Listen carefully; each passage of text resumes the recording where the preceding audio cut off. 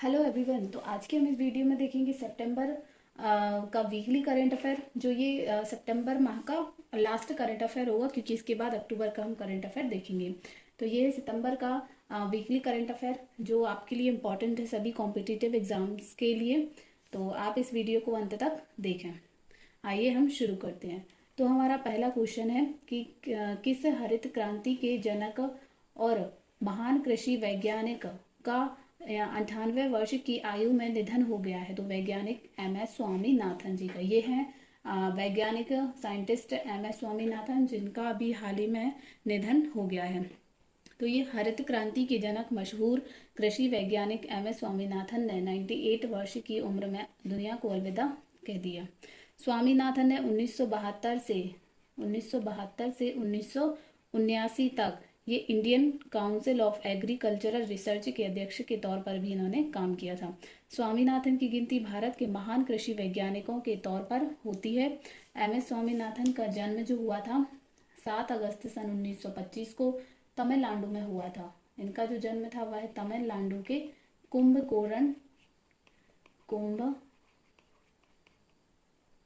कुंभकोणम कुंभकोणम में हुआ था इनका जन्म सन 1925 को। उनके जो पिता थे वो एक सर्जन थे। कृषि वैज्ञानिक डॉक्टर स्वामीनाथन ने हरित क्रांति की शुरुआत की थी। हम सभी बचपन से पढ़ते आ रहे हैं कि हरित क्रांति के जनक MS स्वामीनाथन है। ये वही है हरित क्रांति के जनक। इसकी वजह से देश में गेहूं और चावल का उत्पादन बढ़ गया था। हरित क्रांति की वजह से भारत अनाज के क्षेत्र में आत्मनिर्भर बनने के रास्ते पर आगे बढ़ गया। उसके बाद उन्हें सन 1967 में पद्मश्री का अवार्ड मिला, पद्मश्री। उसके बाद 1972 में उन्हें मिला पद्म भूषण। फिर उसके बाद 1989 में यानी 1989 में उन्हें मिला पद्म विभूषण। इन्हें इन पुरस्कारों से भी नवाजा जा चुका है। फिर 1960 के दशक में भारत बड़े पैमाने पर अकाल के कगार पर था। तब MS स्वामीनाथन ने अमेरिकी वैज्ञानिक नॉर्मन बोरलॉग और दूसरे कई वैज्ञानिकों के साथ मिलकर गेहूं की उच्च पैदावार किस्म बीज विकसित किए थे। तो ये था MS स्वामीनाथन के बारे में थोड़ा सा इंट्रो। नेक्स्ट क्वेश्चन अब हम देखें। नेक्स्ट है हमारा कि हाल ही में ग्लोबल इनोवेशन इंडेक्स 2023 के अनुसार भारत किस स्थान पर पहुंच गया है। तो भारत पहुंच गया है 40वें स्थान पर इस साल।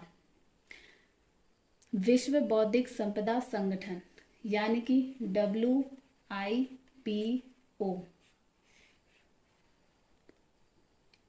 विश्व बौद्धिक संपदा संगठन द्वारा प्रकाशित ग्लोबल इनोवेशन इंडेक्स 2023 में 132 देशों में 132 कुल देश थे। इसमें भारत का स्थान 40वां है। वर्ष 2015 में हम इस चार्ट में देखें, इस ग्राफ में देखें तो ये है 2015 में ये 81वें स्थान पर था। उसके बाद से हमें लगातार प्रगति देखने को मिली। ये फिर 66 पे आया, 60, 57, फिर 52 पर आया, फिर 48 पर आया, फिर 46 पर और अब 40 पर ये पहुंच गया है।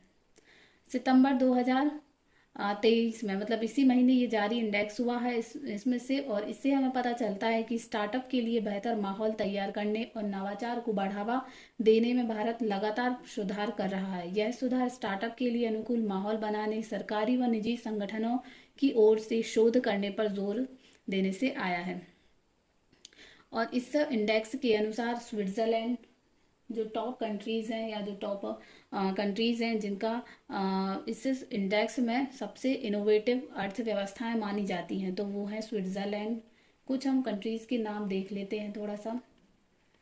स्विट्जरलैंड, स्वीडन, इसके बाद USA, यूनाइटेड किंगडम और सिंगापुर।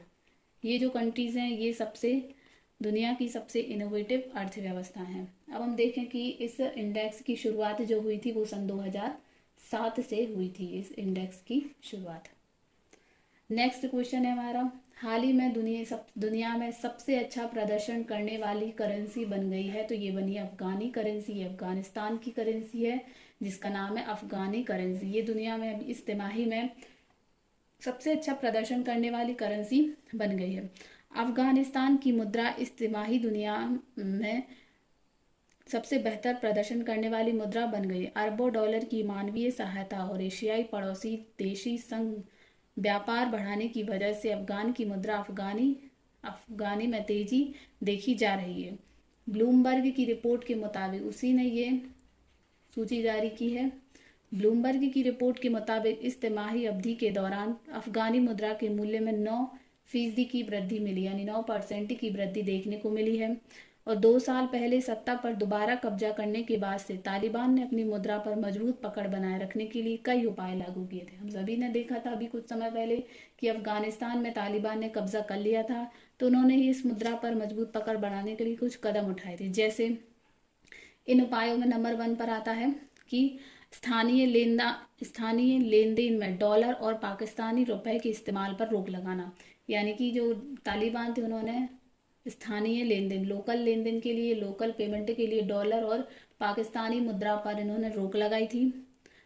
और देश से बाहर अमेरिकी डॉलर की आवाजाही पर सख्त प्रतिबंध लगाना शुरू किया था। साथ ही जो अमेरिकी डॉलर उस पर भी इन्होंने प्रतिबंध लगाना शुरू कर दिया था। इसके साथ ही अफगानिस्तान में स्थिरता को भी रुपए की मजबूती की वजह माना जा रहा है। तालिबान सरकार ने भ्रष्टाचार पर अंकुश लगाने और निवेश को बढ़ावा देने के लिए भी प्रमुख कदम उठाए थे।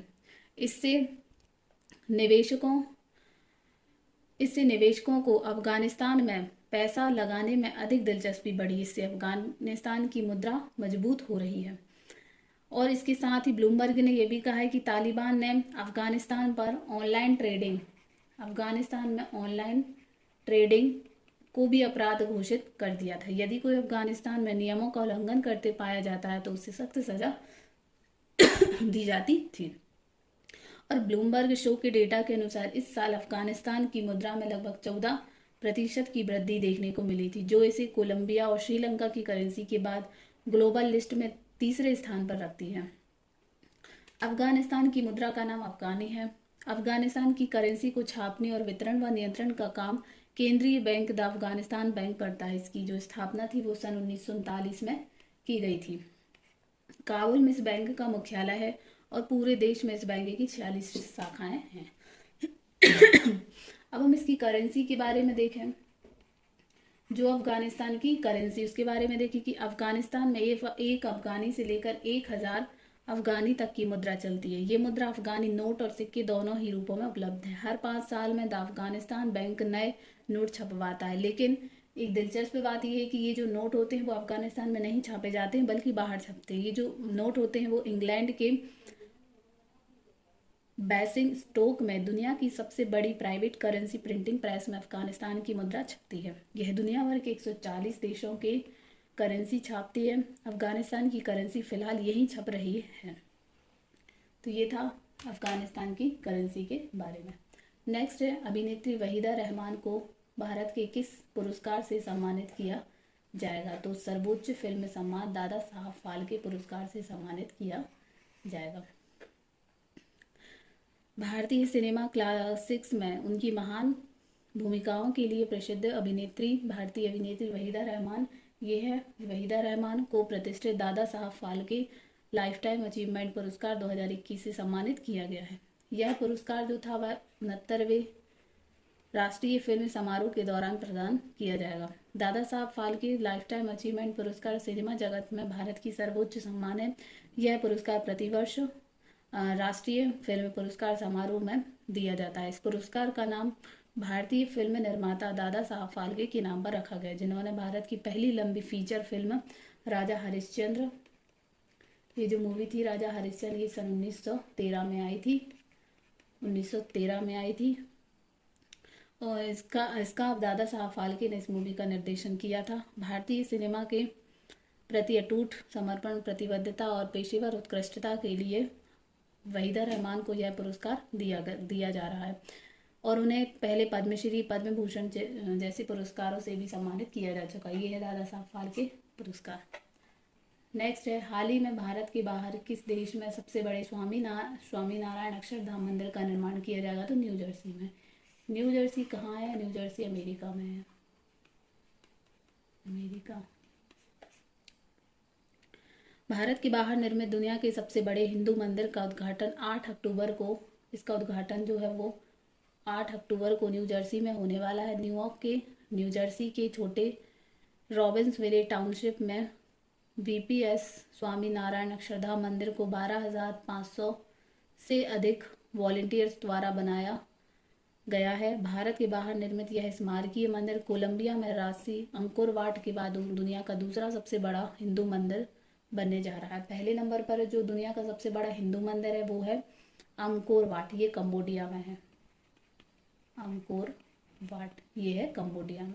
और ये जो स्वामी नारायण मंदिर है ये न्यू जर्सी वाला, ये दूसरा सबसे बड़ा हिंदू मंदिर होगा। अपने जटिल डिजाइन, अध्यात्म महत्व, स्थिरता के प्रति प्रतिबद्धता के साथ स्वामीनारायण अक्षरधाम कलात्मकता के प्रमाण के रूप में खड़ा। इस ग्रैंड टेम्पल का निर्माण जो था वो 2015 में शुरू हुआ था।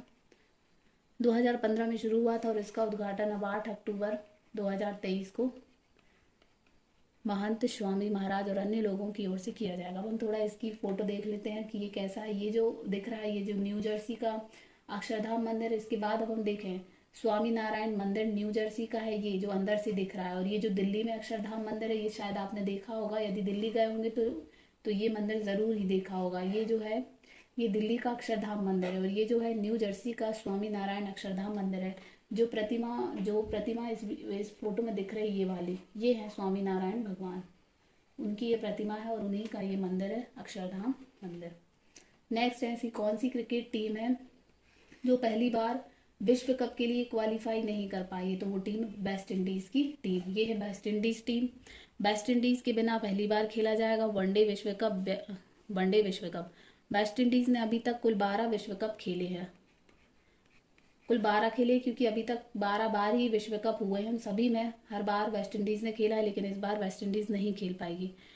वेस्ट इंडीज ने साल 1975 से साल 1979 का विश्व कप अपने नाम किया था, यानी कि 1975 से 1979 विश्व कप जीता था। इसके बाद 1983 में टीम फाइनल तक पहुंची थी, लेकिन इसके बाद से टीम कभी भी फाइनल तक नहीं पहुंच सकी। जीतने की बात तो दूर ही है। इस बार पहली बार ऐसा हो रहा है कि जब वेस्ट इंडीज के बिना ही वनडे विश्व कप क्रिकेट का आयोजन होने जा रहा है। कुल अभी तक 12 बार वनडे विश्व कप खेले जा चुके हैं, यानी कि 12 बार वर्ल्ड कप मैच हो चुके हैं। इसकी शुरुआत जो हुई थी वो सन 1975 से हुई थी और हर 4 साल में ये मैच खेला जाता है। और ये जो इस साल का 2023 का मैच है ये 13वां संस्करण है और ये भारत में खेला जाएगा। भारत में गुजरात के अहमदाबाद में नरेंद्र मोदी स्टेडियम में खेला जाएगा और जो नरेंद्र मोदी स्टेडियम है वो दुनिया का सबसे बड़ा क्रिकेट स्टेडियम है। नेक्स्ट है, हाल ही में किसने गूगल का एकाधिकार खत्म करने के लिए अपना खुद का ऐप स्टोर लॉन्च किया है? तो फोनपे ने। फोनपे ने भारत में अपना ऐप स्टोर, यानी कि जिसका नाम है इंडस ऐप स्टोर लॉन्च किया है, जिसे गूगल प्ले स्टोर के साथ टक्कर दी जा रही है। जैसे गूगल प्ले स्टोर होता है जहां से आप बहुत सारे ऐप डाउनलोड कर सकते हैं, उसी प्रकार से ये फोनपे का एक ऐप स्टोर होगा जिसका नाम है इंडस। इसके द्वारा भी आप कई ऐप डाउनलोड कर पाएंगे, जैसे प्ले स्टोर होता है। यह ऐप स्टोर बिलिंग सिस्टम को लेकर विवाद के बीच लॉन्च किया गया है और इसमें ऐप डेवलपर्स की ओर से कोई चार्ज नहीं लिया जाएगा। इंडस ऐप स्टोर 12 भारतीय लैंग्वेजों को सपोर्ट करेगा और इसकी भारत में डेडिकेटेड कस्टमर हेल्प टीम भी होगी। इंडस ऐप स्टोर की एक सबसे खासियत बात यह है कि यह डेवलपर से इन ऐप खरीदारी पर कोई चार्ज या कमीशन नहीं लेता है, जबकि दूसरी तरफ गूगल प्ले स्टोर की तरफ से 15 से 30% कमीशन चार्ज किया जाता है।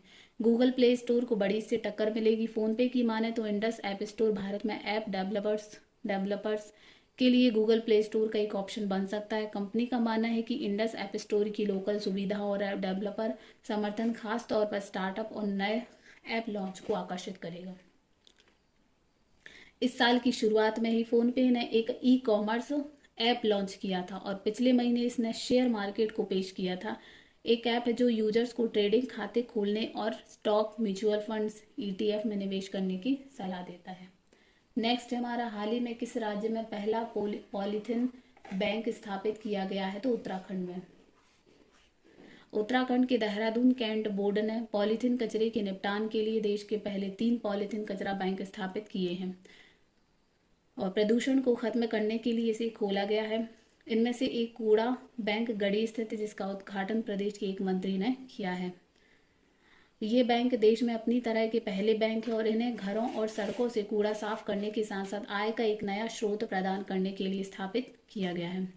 बैंक पॉलीथीन कचरा एकत्रित करेंगे जिसका उपयोग इसका उपयोग जो होगा वो टाइल्स, बोर्ड और बर्तन जैसी सजावटी वस्तुएं बनाने के लिए किया जाएगा।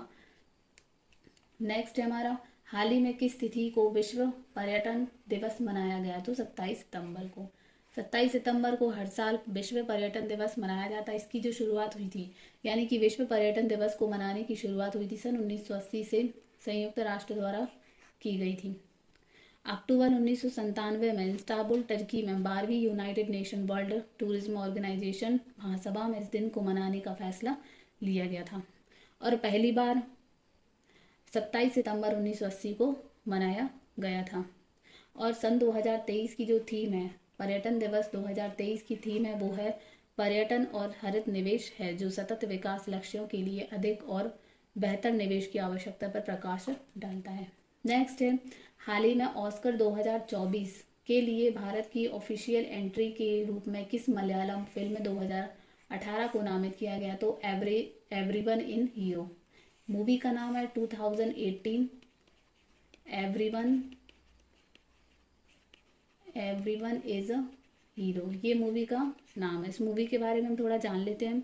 Malayalam film 2018 everyone is a hero को भारत की तरफ से ऑस्कर में एंट्री मिली है, यानी यह फिल्म 2024 में होने वाले अवार्ड्स में हमारे देश का प्रतिनिधित्व करेगी। 5 मई 2023 को ये फिल्म लॉन्च हुई थी। यह मलयालम भाषा में है और इस फिल्म को 96 एकेडमी ऑस्कर में भारत की तरफ से ऑफिशियल एंट्री दी जा सकती है। जिन फिल्मों की बात करें, जिन भारतीय फिल्मों के आवेदन मिले थे, उनमें द कैरल स्टोरी, बलागम, जुवगैटो, रॉकी और रानी की प्रेम कहानी जैसे नाम शामिल थे, लेकिन बाजी 2018 एवरीवन इज अ हीरो ने मान ली और फिर इस फिल्म को भारत की तरफ से ऑस्कर में भेजे जाने के लिए चुना गया। इस मूवी के बारे में थोड़ा सा हम जान लेते हैं कि ये किस पर बेस्ड है। यह जो मूवी है सच्ची घटना पर आधारित है। यह एक सर्वाइवल ड्रामा है जो 2018 में केरल में आई बाढ़ पर बेस्ड है। इसमें दिखाया गया है कि कैसे बाढ़ जैसी आपदा के बीच भयानक परिस्थितियों में भी लोगों ने इंसानियत की मिसाल पेश की और एक दूसरे की मदद को खड़े रहे। इस फिल्म को जूड एंथनी ने डायरेक्ट किया है। फिल्म में टोबिनो थॉमस के अलावा आसिफ अली नजर आए हैं। ये था इस महीने का आखिरी करंट अफेयर और इस हफ्ते का भी करंट अफेयर, जिसे आई होप आपको पसंद आया हो। तो यदि आपको पसंद आया तो प्लीज़ हमारे वीडियो को लाइक करें, चैनल को सब्सक्राइब करें और वीडियो को देखते रहें। Thank you.